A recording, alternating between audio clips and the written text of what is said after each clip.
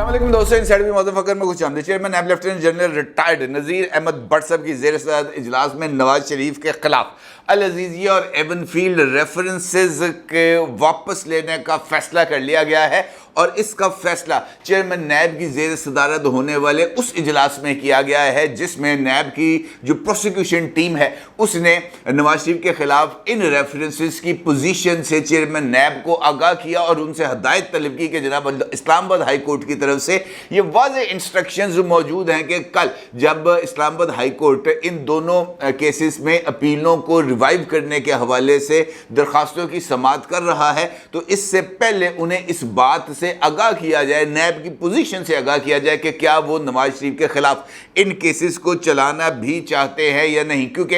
ये जो टीम है और जो जिनकी मुशावरत हुई है चेयरमैन नैब के साथ उन्होंने इस बारे में आगाह किया है। उनका ये कहना है कि नैब ने इन रेफरेंसेस को पॉलिटिकली मोटिवेटेड कार्रवाई करार देते हुए अदालत के रूबरू नवाज शरीफ के खिलाफ इस कार्रवाई पर माजरत तलब करेंगे और ये कहेंगे कि जनाब ये रेफरेंसेस बनते ही नहीं थे, लेकिन चूंकि नैब के ऊपर दबाव बहुत ज़्यादा था लिहाजा ये कार्रवाई करना पड़ी, इन रेफरेंसेस को चलाना भी पड़ा और उसके साथ साथ नैब की प्रोसिक्यूशन टीम जो है वो एहतसाब अदालत के मरहूम जज अरशद मलिक के इतराफ़ी बयान को भी कोट करेंगे जो वीडियो मरीम नवाज ने लाहौर में जारी की थी कि जनाब उसकी तरफ से जो हकायक बयान किए गए थे वो तमाम के तमाम दुरुस्त थे। इसका मतलब ये है जनाब कि कल नवाज शरीफ की बेगुनाही का एक और सबूत इस्लामाबाद हाई कोर्ट से उस वक्त आएगा जब इस्लामाबाद हाई कोर्ट नैब की तरफ से माफ़ी मांगने और इन रेफरेंसेस को वापस लेने की दरख्वास्त के बाद इन रेफरेंसेस को तारीख के कूड़ेदान में फेंक देंगे, डस्टबिन में फेंक देंगे और उसके साथ साथ नवाज शरीफ साहब की तरफ से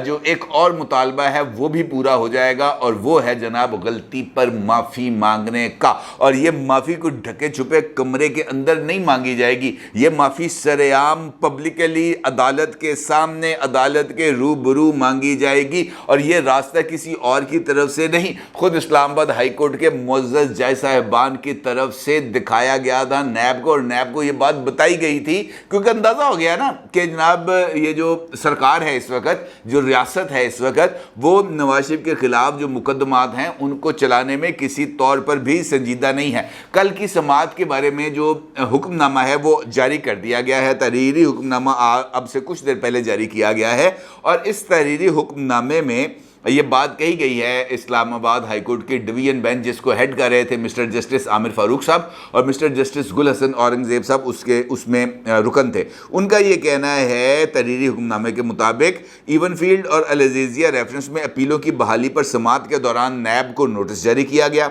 कमरे अदालत में मौजूद नैब प्रोसिक्यूटर ने नोटिस वसूल किया। हुक्मनामे में ये बात भी कही गई है कि नैब प्रोसिक्यूटर ने मौक़िफ़ अपनाया कि इदारे को अपीलें बहाल करने पर कोई एतराज़ नहीं, बाज़ाब्ता जवाब इदारे से हदायत लेकर जमा कराया जाएगा। हुक्मनामे के मुताबिक नैब प्रोसिक्यूटर ने अदालत में ये भी बताया कि इदारे का नवाज शरीफ को गिरफ़्तार करने का कोई इरादा नहीं है, अपीलों पर बाज़ाब्ता दलाइल देने हैं या रेफरेंस ही वापस लेना है, आइंदा समाअत पर अदालत को इससे आगाह किया जाएगा। ये ऑर्डर है जो कल की कार्रवाई पर इस्लामाबाद हाई कोर्ट की तरफ से जारी किया गया है। इस ऑर्डर के ऊपर नैब के दफ्तर में चेयरमैन नैब लेफ्टिनेंट जनरल रिटायर्ड नज़ीर अहमद भट्ट साहब की ज़ेर सदारत इजलास में वो फैसला लिया गया है जिसके बारे में मैंने आपसे आगाह किया है, क्योंकि चेयरमैन नैब की पाकिस्तान में मौजूदगी के हवाले से भी कल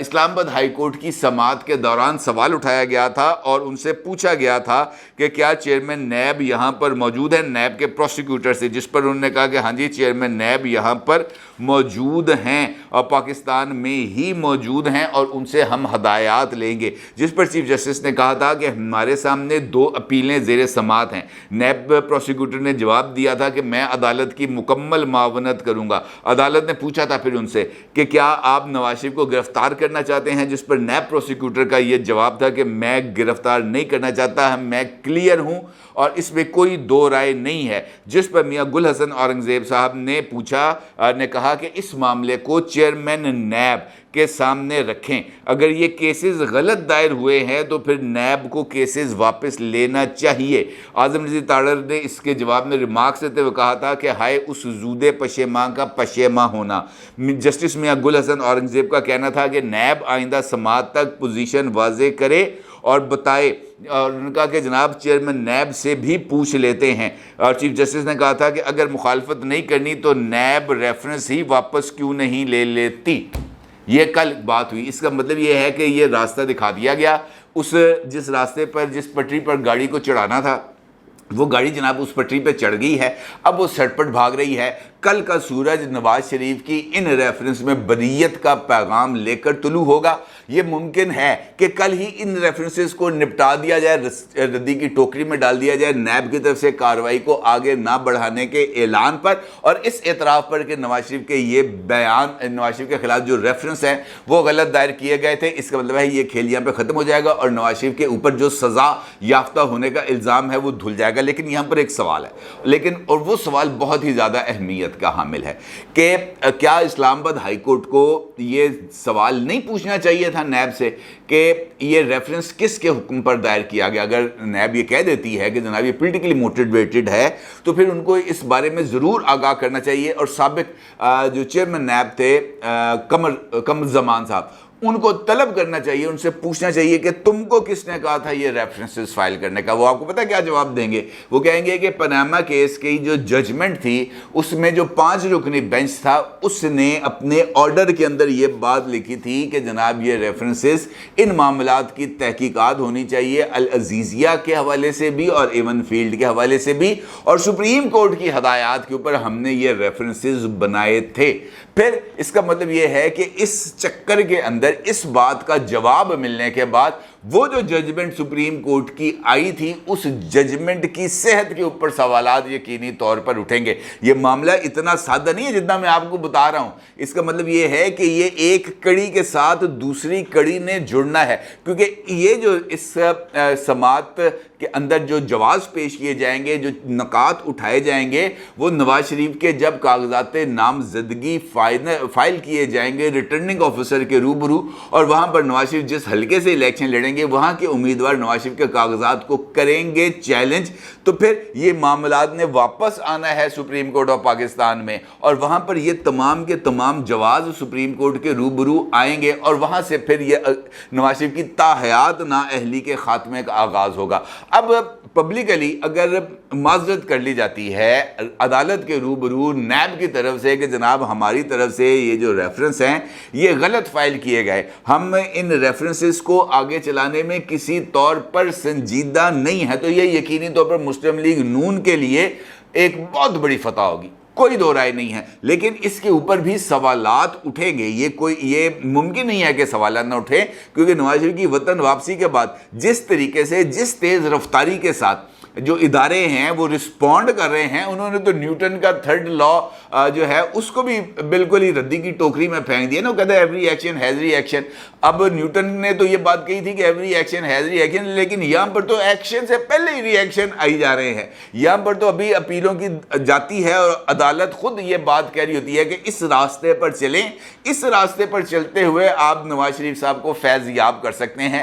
اور ان کے دکھائے ہوئے راستے پر نیب نے پہلے چلتے ہوئے بھی نواز شریف کے خلاف ریفرنس فائل کیے تھے, اور اب بھی عدالت کے بتائے ہوئے راستے پر چلتے ہوئے نواز شریف کو ریلیف ملے گا, تاکہ مسلم لیگ نون جو ہے انتخابی مہم کے دوران ٹی وی مباحثوں میں بیٹھے ہوئے اس بات کا بڑے ٹھوک بجا کر یہ بات کہہ سکے کہ جناب ہمیں تو جو ریلیف ہے وہ میرٹ پر ملا ہے, اس سے ہٹ کر نہیں ملا, عدالتوں کے کہنے پہ ریلیف ملا ہے, عدالتوں نے ریلیف دیا ہے. اور یہ معاملہ میرا یہ خیال ہے کہ کچھ زیادہ آگے بڑھے گا, اور اس کے نتیجے میں یہ جو پولیٹیکل ماحول ہے اس کے اندر بھی بہت ہی زیادہ تیزی آنے کے امکانات پائے جاتے ہیں. کل نواز شریف صاحب کی یہ جو پیشی ہے اس نے ہونا ہے, طے ہوگی یہ بات. اور کل نیب کی طرف سے جو بات میں نے آپ کو بتائی, جو اجلاس ہوا ہے اور بڑا طویل اجلاس ہوا ہے, اس کے اندر تمام ایسپیکٹس پر غور کیا گیا ہے. اس اجلاس میں بتایا گیا ہے کہ نواز شریف صاحب کے خلاف ریفرنسز کی پوزیشن کیا ہے. اگر نیب ریفرنسز واپس نہیں لیتی